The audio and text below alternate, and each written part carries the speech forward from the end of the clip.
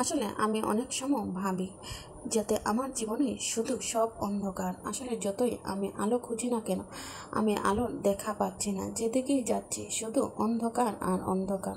তো আসসালামু আলাইকুম everyone, welcome to my blog. তো আজকে আবার আপনাদের সামনে আমি হাজির হয়ে গেলাম নতুন আরেকটি ব্লগ। তো সন্ধ্যার দিকে ছাদে আসলাম, দেখি একটু হলেও যদি আলোর দেখা পাই। আসলে আমি আসতে না আসতেই সন্ধ্যা হয়ে যাচ্ছে এবং অন্ধকার হয়ে যাচ্ছে। আমি জানি না কেন আমার সাথে সবসময় এরকমটা ঘটে। আমি যেদিকেই যাই সেদিকেই শুধু অন্ধকার আর অন্ধকার।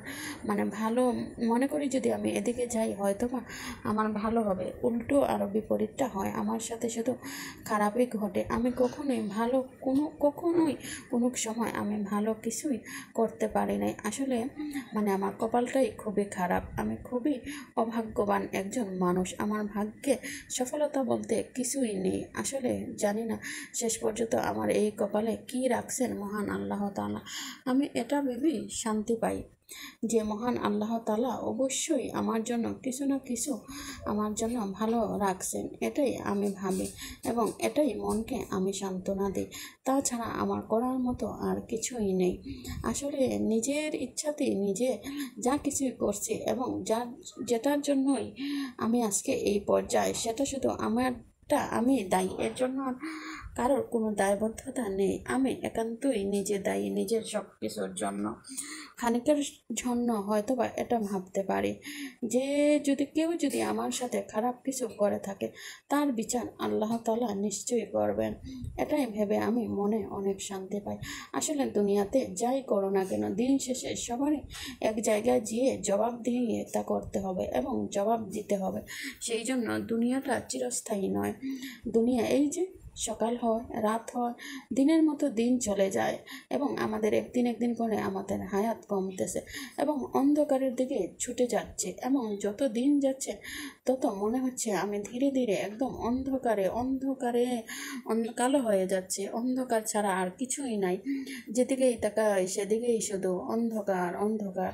আমি আলো খুঁজতেছি, আসলে আমি তো আলো পাচ্ছি না। আমি যেদিকে তাকাচ্ছি সেদিকেই আমার জন্য অন্ধকার।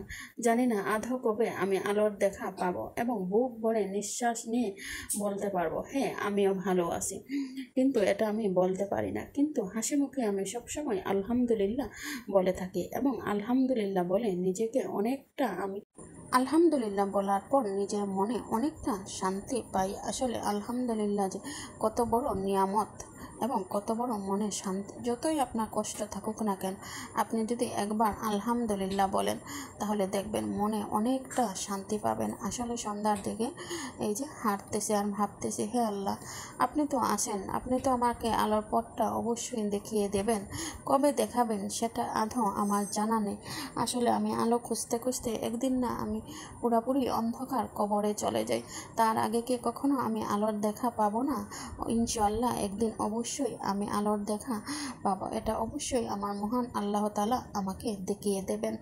তাহলে আমার আজকের ভিডিও এই পর্যন্তই। আমার ভিডিওটা যদি আপনাদের কাছে ভালো লেগে থাকে তাহলে অবশ্যই আপনারা আমাকে একটা লাইক, একটা কমেন্ট, একটা শেয়ার করে দিয়ে আপনারা আমাকে পাশে থাকবেন। ভাই ছোট বড় বুঝি না, যে সাপোর্ট দেবে তাকে অবশ্যই সাপোর্ট দেব। নতুন পুরাতন এখানে কিছুই নেই।